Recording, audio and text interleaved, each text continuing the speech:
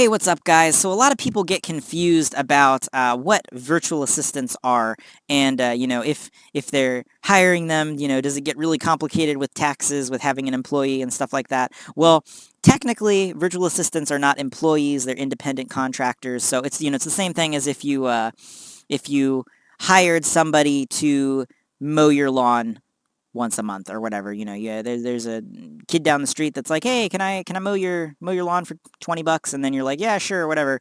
They're your employee, but not legally, not really. They're well, yes, essentially, really, but we don't call it that legally, technically, because that gets complicated, and anything government gets complicated. But no, they're an independent contractor. So essentially what you're saying is, I will pay you this much money to do whatever. So you can just write it off like any other business expense. If just like your Yably, costs like about $40 a month to do your price tracking, and any other kind of costs. The way you just say, okay, well, I had to pay that money to make this much money. That's how you treat virtual assistants as well. You say, okay, well, and it's just sort of a deal that you have worked out with them, where you're like, hey, I want you to do this and this and this and this and this, and every single day, and I will pay you, whatever, $3.50 an hour for however long it takes you. They tell you how long it takes you, and you calculate it up, and then the total ends up being, whatever, $200, $300 a month, whatever, and you just pay that, and then say, okay, well, my virtual assistants, having these services performed for me cost this much a month. It's not like they're legally an employee and you have to do all this work. It's just think of it more like, somebody needs, I need to have my grass mowed, or,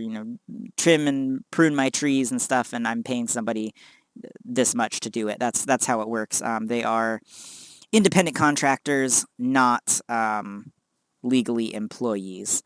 But I often misspeak and say employees just because, it's essentially like that. Just, you're not technically, because you don't have all the paperwork and stuff signed. But essentially that's how it works. But they're legally independent contractors. So it doesn't get confusing, or anything like that for taxes. You just write off what you paid them as an expense. Yep.